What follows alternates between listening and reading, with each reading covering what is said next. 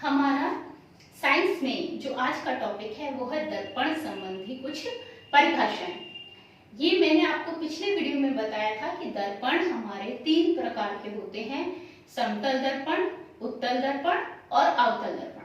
उत्तल और अवतल दर्पण गोलीय दर्पण हैं क्योंकि वो एक कांच के खोखले गोले से ही निकाले जाते हैं और उनकी जो आकृति है वो वक्र शेप में होती है, वक्राकार होती है। ठीक है। जो हमारा उत्तल दर्पण होता है वो कैसा होता है? उत्तल दर्पण अंदर की तरफ पॉलिश और बाहर की तरफ उभरा हुआ होता है, ये उत्तल दर्पण है आपका। ठीक है। इसी तरीके से अवतल दर्पण कैसा होता है? जिसमें बाहर की तरफ पॉलिश होती है और अंदर की तरफ से वो धंसा हुआ होता है। तो इतना आप लोग जानते हैं। अब हम इन दर्पणों से संबंधित कुछ परिभाषाओं के बारे में अध्ययन करेंगे, कुछ परिभाषाओं को हम जानने की कोशिश करेंगे। ठीक है। तो यहाँ 6 परिभाषाएं हैं जो बहुत ही इंपॉर्टेंट हैं समझने के लिए कि किसी भी दर्पण से प्रतिबिंब किस प्रकार बनता है। तो अगर इनमें मैं बात करूं तो सबसे पहले अगर हम बात करते हैं तो पहली परिभाषा आती है दर्पण का ध्रुव, कि दर्पण का ध्रुव हम किसे कहते हैं। देखिए यहाँ मैंने आपको उत्तल और अवतल लेंस जो दिखाए हैं, ये आप देख रहे हैं कि कुछ गोलाई लिए हुए हैं। ठीक है। इस गोलाई को हम कहते हैं द्वारक। ये जो गोलाई इन्होंने ली है ये क्या कहला रही है? द्वारक। ये चीज द्वारक है, जो इनकी आकृति में ये जो गोलाई है ये इनका द्वारक कहलाता है। ठीक है। चाहे वो उत्तल हो चाहे वो अवतल हो। तो ये जो द्वारक है, इस द्वारक का जो मध्य बिंदु है, बीच का बिंदु, ठीक है, ऐसे इसमें भी बिल्कुल बीच का बिंदु, वही हमारा दर्पण का ध्रुव कहलाता है। तो दर्पण का ध्रुव क्या होता है? दर्पण का मध्य बिंदु होता है या दर्पण के द्वारक का मध्य बिंदु होता है। अगर आप एग्जाम में दर्पण के मध्य बिंदु लिखते हैं तो भी ठीक है, अगर आप लिखते हैं दर्पण के द्वारक का मध्य बिंदु तो और भी ठीक है, क्योंकि ये द्वारक कहलाता है। जितना हिस्सा हमें दर्पण का ये गोलाई लिए हुए दिखाई दे रहा है वो इसका द्वारक कहलाता है। तो इसका मध्य बिंदु यानी दर्पण का द्वारक का मध्य बिंदु। ठीक है। तो हमारा फोकस वो ध्रुव हमारा इसमें हमने देख लिया कि ध्रुव क्या होते हैं। हमारा ध्रुव दर्पण के अंदर मध्य बिंदु भाग है, किसी भी उत्तल हो चाहे दर्पण हमारा, चाहे हमारा दर्पण अवतल हो, इसके मध्य बिंदु को हम ध्रुव कहते हैं और पोल इसको इंग्लिश में कहते हैं। हिंदी में इसे ध्रुव कहते हैं और इंग्लिश में क्या कहते हैं? पोल कहते हैं। ठीक है। तो ये हो गई हमारी पहली डेफिनेशन। अब मैं डेफिनेशन नंबर 2 बताती हूँ। डेफिनेशन नंबर 2 है हमारी वक्रता केंद्र। वक्रता केंद्र को हम इंग्लिश में सेंटर ऑफ कर्वेचर भी कहते हैं। तो वक्रता केंद्र या सेंटर ऑफ कर्वेचर क्या होता है कि हमारा जो दर्पण है, जैसे मैंने अभी बनाया था ना, ऐसे मैं फिर से बना रही हूँ। ये कौन सा दर्पण है आप लोग अभी बता सकते हैं, क्योंकि आप लोगों ने अभी इसको पढ़ा है।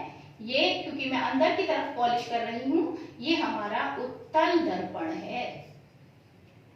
ठीक है ना। और अगर इसकी पॉलिश को मैं बाहर की तरफ करती हूँ तो ये मेरा अवतल दर्पण कहलाएगा। ठीक है। अब इस उत्तल दर्पण में और अवतल दर्पण में हमारे वक्रता केंद्र क्या होता है? देखिए वक्रता केंद्र हम कैसे निकालते हैं कि हमारा जो भी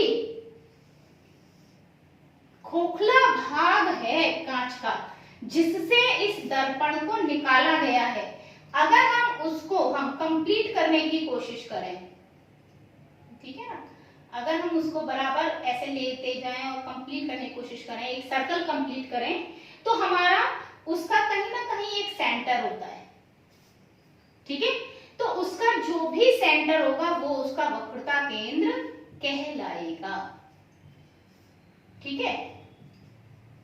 तो हम अगर इस अवतल दर्पण के केंद्र को अगर हम इसी को कंप्लीट करते हैं पूरा, तो इसका वक्रता केंद्र निकल कर आएगा, और अगर हम इसके को कंप्लीट करते हैं तो इसका भी वक्रता केंद्र निकल कर आएगा। हमेशा याद रखिए कि जो हमारा उत्तल दर्पण होता है, ठीक है, मैंने थोड़ा इसको इधर बना दिया ताकि आप कंफ्यूज ना हो। अवतल का वक्रता केंद्र और उत्तल का वक्रता केंद्र आपको एक ही जगह दिखाई दे। तो ऐसा कंफ्यूजन ना हो, इसलिए मैंने इसके सर्कल को लगभग कंप्लीट करा हल्का सा। इमेजिनरी कंप्लीट करना है। इमेजिनरी मतलब हमें अपने दिमाग में सोचना है कि अगर इसका पूरा सर्कल हम खींचेंगे तो इसका केंद्र कहाँ पर होगा। फिर अंदाजा हमारा काफी हद तक वही बैठ जाएगा। अगर हम इसको देखेंगे तो हमने जैसे एक सर्कल कंप्लीट किया तो इसका जो केंद्र निकल के आया वो सेंटर ऑफ कर्वेचर या वक्रता केंद्र कहलाता है। याद रखिए, उत्तल दर्पण में क्योंकि पॉलिश अंदर की तरफ है तो पॉलिश वाले भाग की तरफ ही इसका वक्रता केंद्र आता है, जबकि जो अवतल दर्पण है उसमें पॉलिश बाहर की तरफ है, इसलिए उसका वक्रता केंद्र जहां पॉलिश नहीं है उस तरफ आ रहा है।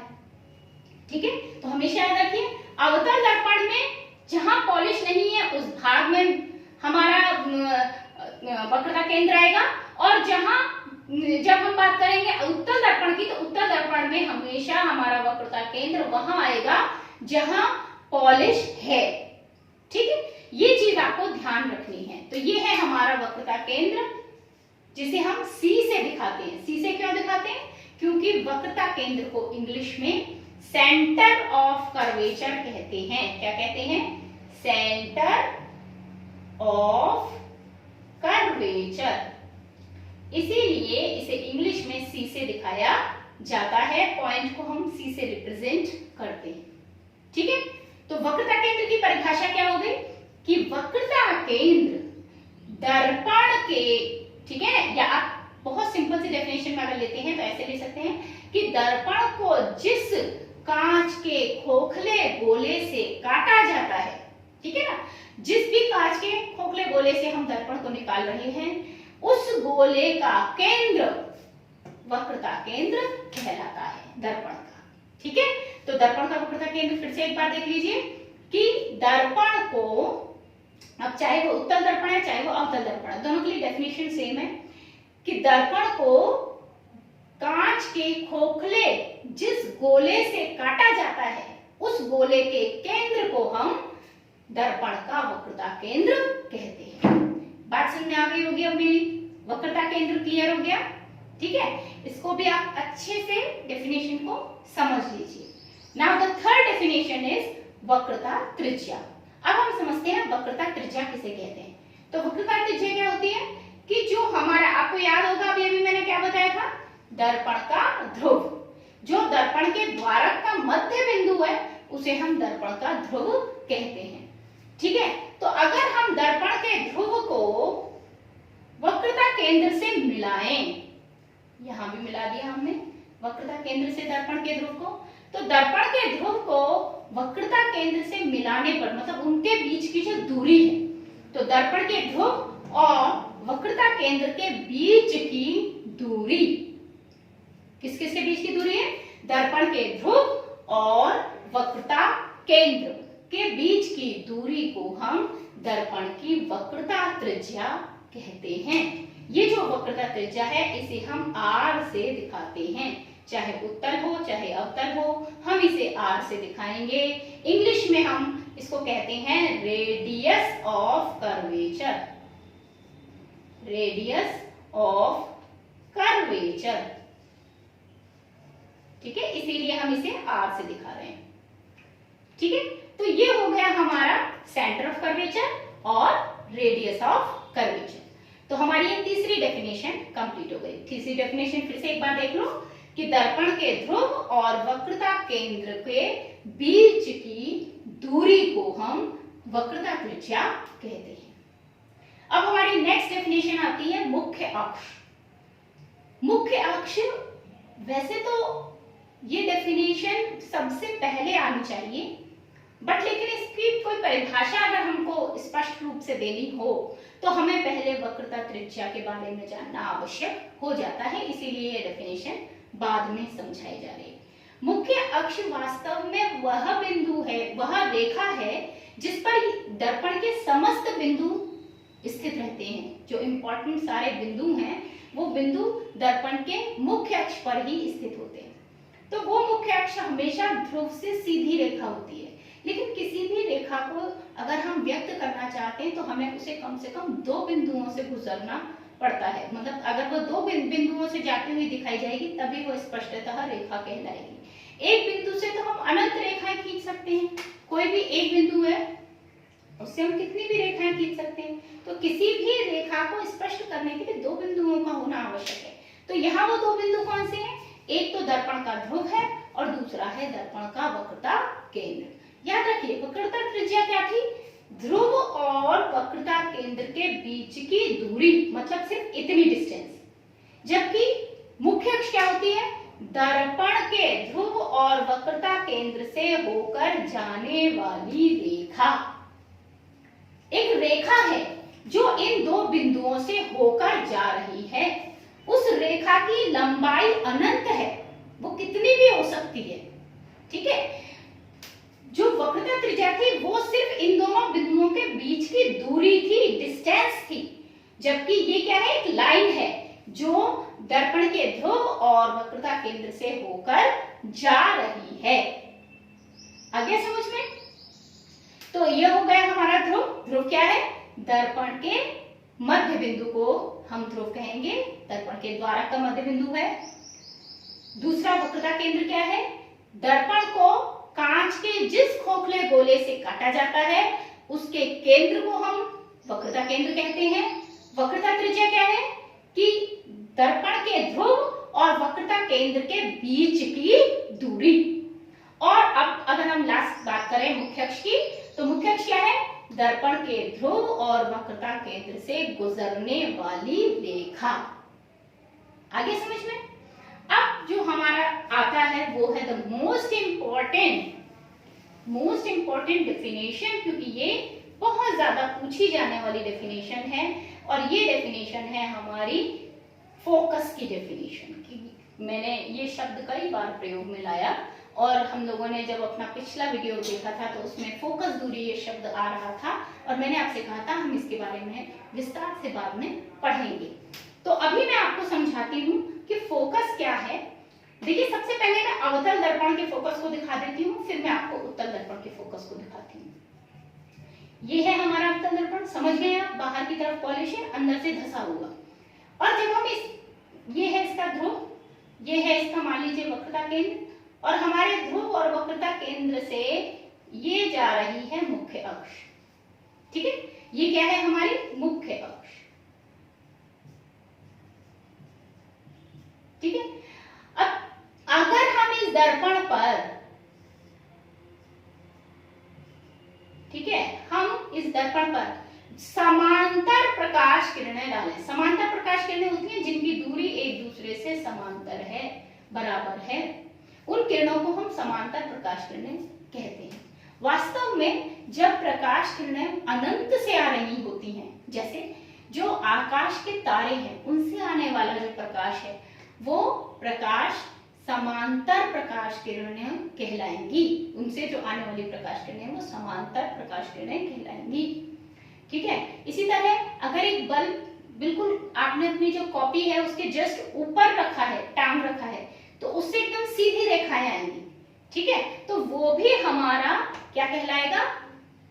समांतर प्रकाश कहलाएगा। तो समांतर प्रकाश किरणें, जब देखिए प्रकाश किरणें ऐसे भी आ सकती थी, ऐसे आ जाती, ठीक है ना, ऐसे आ जाती इस तरीके से, तो आड़ी तिरछी भी आ सकती है, ऐसी बात नहीं है। बट समांतर आने का मतलब है कि ऐसे आए चाहे ऐसे आए, बट समांतर आए, समान अंतर पर आए, ठीक है ना, इक्वली आए। तो हमारी जो प्रकाश किरणें हैं जब समांतर आपतित होती हैं तो वो एक बिंदु से होकर, परावर्तन के बाद एक बिंदु से होकर जाती हैं, ठीक है ना। इस बिंदु को हम फोकस कहते हैं, ठीक है। अगर मैं बात करती हूं उत्तल की, तो उत्तल में भी ऐसा होता है, बट उत्तल में थोड़ा सा अलग ढंग से होगा। उत्तल में आपको याद होगा अंदर की तरफ हम पॉलिश देते हैं, बाहर के भाग को हम उभरा रखते हैं। ये इसका दर्पण का द्वारक है, यहाँ वक्रता केंद्र है, इससे जाने वाली मुख्य अक्ष इस तरीके से जा रही है। अब ये जो मुख्य अक्ष है इससे जो प्रकाश किरण है इस पर ये आपतित हुई प्रकाश किरणें, तो क्योंकि यहाँ तो इसका कुछ है ही नहीं, तो यहाँ तो ये टकरा ही नहीं सकती। ये इससे टकरा कर, क्योंकि उभरा हुआ तल है, ये फैल जाती है, बिखर जाती है इस तरीके से। और अगर हम इन्हें पीछे की तरफ मिलाने की कोशिश करें तो ये हमें एक बिंदु पर मिलती हुई प्रतीत होती हैं, टकराकर परावर्तित होती हैं, ये ऐसे लौट जाएंगी। लेकिन अगर हम इन्हें मिलाने का प्रयास करें, पीछे की तरफ देखें कि ये कहां मिलेंगी, तो ये पीछे एक बिंदु पर मिलती प्रतीत होती हैं। इस बिंदु को हम कहते हैं फोकस उत्तल दर्पण का। तो अवतल दर्पण के फोकस में और उत्तल दर्पण के फोकस में थोड़ा फर्क है।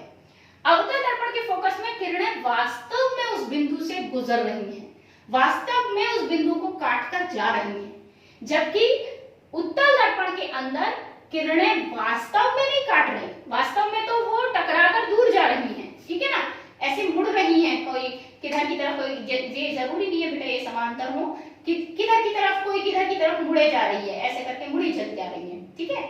और आगे इनका आपस में काटने का कोई दिखाई नहीं दे रहा कि ये आगे जाके काटेंगी, लेकिन पीछे की तरफ ऐसा लगता है कि शायद इन्हें अगर मिलाया जाए तो पीछे एक बिंदु पर जाकर ये मिल रही हैं, मिलती प्रतीत हो रही हैं, ऐसा आभास हो रहा है कि ये मिल जाएंगी इस बिंदु पर जाकर, तो हम उस बिंदु को फोकस कहते हैं। अब हम परिभाषा कैसे देते हैं फोकस की? फोकस की परिभाषा दी जाती है, इन दोनों को हम एक साथ लेकर चलते हैं, तो हम कहते हैं जब किसी दर्पण पर, आप मेरे साथ साथ रिपीट करके इसको याद कर सकते हैं, समझ सकते हैं कि जब किसी दर्पण पर समांतर प्रकाश किरण आपतित होती है, ठीक है, चाहे वो दर्पण हमारा उत्तल है चाहे वो हमारा अवतल है, ठीक है, तो जब किसी दर्पण पर समांतर प्रकाश किरणें आपतित होती हैं तो परावर्तन के बाद जिस बिंदु से वे प्रकाश किरणें गुजरती हैं या जिस बिंदु से काट कर जाती हैं, ठीक है, वो बिंदु या जिस बिंदु पर वो मिलती प्रतीत होती हैं, तो मुख्य अक्ष पर स्थित वह बिंदु फोकस कहलाता है। वो बिंदु कहां पर है? मुख्य अक्ष पर है, ठीक है। अब इसको और मैं सिंप्लीफाई करके आपको डेफिनेशन दूं, मुख्य अक्ष पर स्थित वह बिंदु, अब हम डेफिनेशन ऐसे ले सकते हैं कि मुख्य अक्ष पर स्थित वह बिंदु जिस बिंदु पर दर्पण पर आपतित होने वाली समांतर प्रकाश किरणें परावर्तन के बाद या तो मिलती हैं या तो मिलती प्रतीत होती हैं, उस बिंदु को हम दर्पण का फोकस कहते हैं। तो ये हो गई हमारी फोकस की डेफिनेशन। फोकस को इंग्लिश में भी फोकस ही कहा जाता है, FOCUS, इसीलिए हम इसे इंग्लिश में भी और हिंदी में भी F से रिप्रेजेंट करते हैं, ठीक है। अब फोकस दूरी क्या है? फोकस दूरी हमारे फोकस और ध्रुव के बीच की दूरी है, ठीक है। तो फोकस दूरी क्या है? दर्पण के ध्रुव और फोकस के बीच की दूरी, फोकस और ध्रुव के बीच की जो दूरी है उसे हम फोकस दूरी कहते हैं। अब आप मुझसे पूछेंगे कि भाई मैंने उसमें कहा था फोकस दूरी धनात्मक होती है, फोकस दूरी ऋणात्मक होती है, तो ऐसा क्यों कहा था? और समतल दर्पण के लिए मैंने कहा था कि इसकी फोकस दूरी अनंत होती है, तो क्यों कहा था? वो मैंने इसलिए कहा था, आप एक थ्योरी आप लोगों ने 8th क्लास तक में आप पढ़ते हैं कि हमारा ये प्लेन कहलाता, तल कहलाता है, ठीक है। इस पर दो रेखाएं एक दूसरे को क्रॉस में काटती हैं, इसको हम एक्स अक्ष कहते हैं, एक्स एक्सिस या एक्स अक्ष कहते हैं, इसको हम वाई एक्सिस या वाई अक्ष कहते हैं। मैथ्स वाले बच्चे इसको जल्दी समझ सकते हैं क्योंकि उनको ये चीजें पढ़ाई जाती हैं बार बार, ठीक है। और जहां ये एक दूसरे को कट करते हैं उसे हम मूल बिंदु कहते हैं। तो अगर हम यहाँ पर किसी भी दर्पण को अपना रखें मूल बिंदु पर, चाहे वो हमारा अवतल है चाहे हमारा वो उत्तल है, उत्तल रखें या अवतल रखें, तो उत्तल रखेंगे तो ऐसे रखा जाएगा, अवतल रखेंगे तो ऐसे रखा जाएगा। तो x के इस तरफ जितनी दूरियां होती है वो सब प्लस की मानी जाती है, और इस तरफ जो दूरियां हैं वो हमेशा माइनस की मानी जाती है। इसी तरह y अक्ष पर इस तरफ की दूरियां प्लस में मानी जाती हैं, इस तरफ की दूरियां माइनस में मानी जाती हैं। तो क्योंकि अवतल दर्पण हमारा इस तरफ आ रहा है इसलिए उसकी फोकस इस तरफ है, इसलिए उसकी फोकस दूरी ऋणात्मक होती है, माइनस की होती है। और जो हमारा y अक्ष है, वो जो हमारा उत्तल दर्पण है, उत्तल दर्पण का फोकस हमारा x अक्ष की तरफ जा रहा है, प्लस की तरफ जा रहा है, इसलिए उत्तल दर्पण की फोकस दूरी धनात्मक होती है। तो उत्तल दर्पण की फोकस दूरी धनात्मक और अवतल दर्पण की फोकस दूरी ऋणात्मक क्यों है, ये तो समझ में आ गया। अब समतल दर्पण क्या है? समतल दर्पण की अगर मैं बात करूं तो देखिए, समतल दर्पण जो होता है आपका ऐसे सीधा वाला दर्पण होता है समतल दर्पण। इस समतल पर अगर हम समांतर प्रकाश किरणें आपतित करते हैं तो वो टकराकर सीधी एज इट इज वापस लौटती हैं। ये मैं आपको पहले बता चुकी हूँ, ठीक है, क्योंकि उनका परावर्तन जो होता है वो जीरो ही इनका आपतन कोण है और जीरो ही उनका परावर्तन कोण है। इसका मतलब वो जहां भी जाएंगी वो कभी ऐसा होगा ही नहीं कि फोकस जैसे किसी बिंदु पर एक दूसरे को काटें। तो जब वो काटेंगी तो नहीं, तो हम ये मानकर चलेंगे कि वो कहीं अनंत पर जाकर काटेंगी। इस स्थिति में हम इसकी फोकस दूरी को अनंत मान लेंगे, ठीक है। तो ये हो गई हमारी 6 डेफिनेशंस दर्पण से संबंधित। और ये डेफिनेशंस अब आप अपने कॉपी में, मैं इनके नोट्स भेजती हूँ, वो आप कॉपी में लिखेंगे, अच्छे से याद करेंगे, वीडियो में समझेंगे कि कहाँ परिभाषा के द्वारा किस पॉइंट को कहाँ पर कैसे दर्शाया जाएगा, कैसे हम समझेंगे। जो चीज समझ में नहीं आती है तो आप मुझे क्वेश्चन कीजिए, मुझे पूछिए, तो मैं आपको उसके बारे में फिर से समझाऊंगी और जरूरत पड़ी तो नेक्स्ट वीडियो में हम इस पर चर्चा करेंगे।